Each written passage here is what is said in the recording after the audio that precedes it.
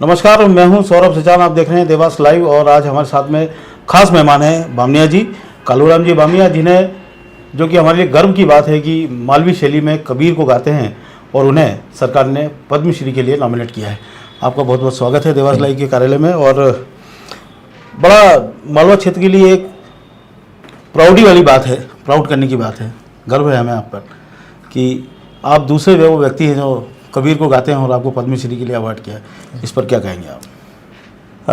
मैं अपने आप को सौभाग्यशाली हूँ कि एक परंपरा को मिला है जी, और मैं बहुत खुश हूँ और मैं राज्य सरकार को और केंद्र सरकार को दोनों को धन्यवाद ज्ञापित करूँगा, मुझे इस लायक चुना।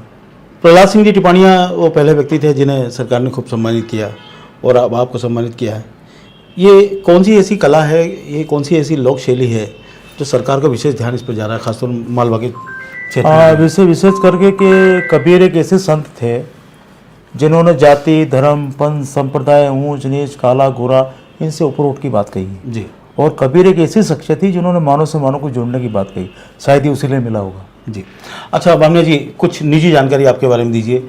आप कहाँ पर पैदा हुए, कहाँ पर आपने ये साधना की और कहाँ कहाँ आप गए इस लोक गीत को लेकर, लोक संगीत को लेकर, जब आपके ये प्रतिष्ठा का कारण बना? मेरा निज निवास, मेरा जन्म स्थान है ग्राम कन्हेरिया, तहसील टोंक, जिला देवास और वर्तमान में अभी टोंक में हूँ जी। और मैं जन्म से ही मेरे दादाजी और पिताजी से मुझे विरासत में मिला है जी। वो मेरे गुरु है, उन्हीं से मुझे ताकत मिली है। उसके बाद में फिर बहुत सारे कार्यक्रम किए, बहुत सारे विद्वजन मिले, उनसे भी प्रेरणा मिली, लेकिन मेन आप मेरे गुरु है मेरे दादाजी और पिताजी जी। वो लोग भी गाते थे लोकगीत में? अच्छा, वो कौन सी उम्र थी जब आपने इसकी शुरुआत कर दी थी? मैं 9 साल की उम्र से ही गाना शुरू किया, तो मैं सारे उससे पहले मैं मजीरा की संगत करता था जी। फिर धीरे धीरे मैं 9 साल की उम्र से गा रहा हूँ जी। तो दादाजी आपकी कबीर को ही गाते थे? दादाजी सब मिक्स से गाते थे, जितने भी संत थे। अच्छा। दादू के, रामदेव जी के जी, गोरखनाथ जी के, मीरा के और भी नानक जी के जी। लेकिन मेन ऑफ द कबीर। पहले क्या जकड़ी होया करती थी संतों में भी, गायकों में भी, ये गाना उसके बाद फिर वो गाना गाना, लेकिन कबीर की बानी को लिए कोई आगे नहीं बढ़ सकता था। तो इसलिए इस साधना को आगे बढ़ाने में कितनी मेहनत आपको लगी और क्या क्या परेशानियां झेलनी पड़ी इसको? मैं संक्षिप्त में कुछ कहना चाहूँगा। वैसे तो बहुत सारी बातें हैं, लेकिन जी, परिश्रम तो इतना किया कि मेरे जीवन में वो सीखने को मिला है कि परिश्रम से ही मिलता है। जी। परिश्रम बहुत किया मैंने। 14 साल तक मैंने बंधुआ मजदूर रहा, जो पहले हालिया रहते थे ना, किसानों के हालिया। मैंने 14 साल तक वो मेहनत की जी, मजदूरी की। उसके बावजूद मैंने गायकी को बरकरार रखा, काम की थकान में उसी से दूर निकलता था। जी। किन किन लोगों ने आपको ऐसे मौके दिए कि आगे बढ़ने का आपको सहारा मिला, एक तरह से देखा जाए? नहीं, सहारा तो मुझे आकाशवाणी, दूरदर्शन का और मीडिया वालों को रहा ज़्यादा जी। बाकी तो मेरा खुद का प्रयास रहा। जी जी। लोकगीतों को जिंदा रखने के लिए बहुत जद्दोजहद होती है, बहुत ज़्यादा। और आजकल जो संगीत वेस्टर्न स्टाइल के संगीत है यार, ये तो ये चलता ही चलता है, लेकिन जो हमारी लोक संस्कृति है, लोक कला है, इसको आप जैसे लोग जीवित रखते हैं। तो आप आने वाली जो पीढ़ी है या जो अभी पीढ़ी जो कबीर को भी गा रही है, लोकगीतों को गा रही है, उनके बारे में कुछ कहना चाहेंगे?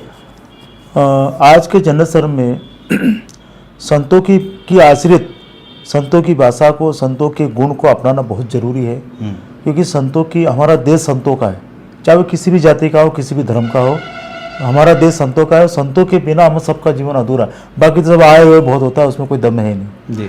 जिस दिन वो कबीर की वाणी सुन लेगा या संतों की वाणी को सुन लेगा, उसको स्थिर होना पड़ेगा। तो मैं चाहूँगा कि वो कबीर के, संतों की वाणी को सुने और ख़ास करके हमें हमारे आदर्शों का बात माने, बूढ़े बुजुर्गों की, क्योंकि उन्होंने वो चल के आए हैं तो सारी उनकी बात मानना चाहिए। तो मैंने सुना है कि कबीर को गाने के लिए खुद भी संत बनना पड़ता है, किसी सोच बनानी पड़ती है? नहीं, संत का मतलब की परिभाषा की बहुत सारी अलग होती है जी।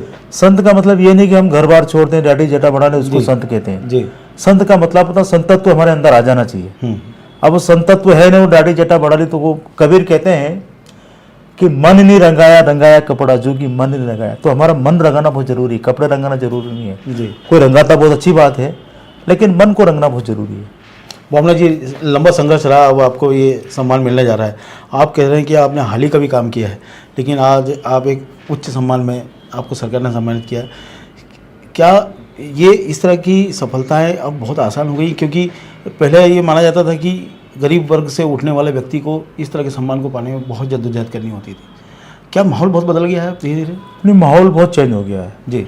और वैसे हमारे देश के अंदर जितने भी महापुरुष हुए सबकी बातों पर अगर रिसर्च करें तो बहुत सारे संघर्ष करना पड़ा है, लेकिन आजकल इस पर ध्यान देने वाले बहुत कम है।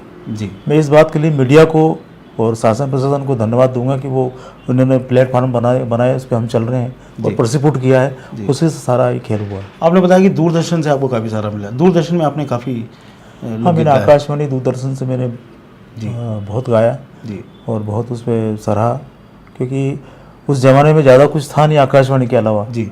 तो आकाशवाणी की वजह से मैं बहुत प्रचलित हुआ। तो अब आप पद्मश्री आपको मिलने जा रहा है, कुछ अपनी वाणी से आप छोटा सा जो हमारे दर्शकों को कहना चाहें, गा करके कुछ बताना चाहें। मैं सबसे बड़ा संदेश सदगुरु कबीर साहब का है कि शरीर के अंदर ईगो नहीं आना चाहिए, जी। घमंड नहीं आना चाहिए। जी। इसे 2 लाइन आपको कहूँगा हाँ।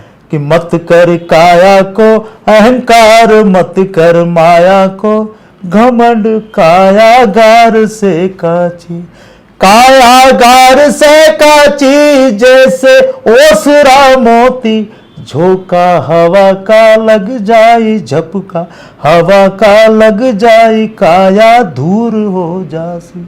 मत कर काया को अहंकार, मत कर माया को घमंड, कायागार से काची। तो बहुत बहुत शुभकामनाएं हमारी ओर से आपको, और आपने इस पूरे मालवा क्षेत्र को गौरवान्वित किया है।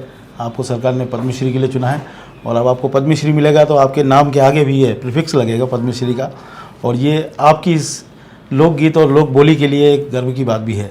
बामनिया जी, आप हमारे स्टूडियो में पधारे, आपका बहुत बहुत धन्यवाद। आपको भी बहुत बहुत शुक्रिया, धन्यवाद सर।